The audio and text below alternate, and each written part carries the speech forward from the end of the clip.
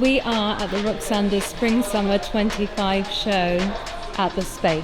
For Roksanda's Spring Summer 25 show, I wanted to create a look that was both structured and controlled, but that also had high shine and that gave this illusion of hair going in different directions. For this look, we started off by prepping the hair with either Hydrate Spray Conditioner for type 2 and 3 hair or Flawless Primer for type 1 hair. The objective was to ensure a smooth, glossy and healthy finish with structure and hold. Then, to create the actual shape, we sectioned away a panel of hair 1 inch from the left side of the parting, and the rest of the hair was pulled back into a low ponytail using a combination of Amplify Conditioner and working hairspray. The next step was to then bring that section on the left-hand side, and the final look was finished off with a fine mist of Glow Spray Serum.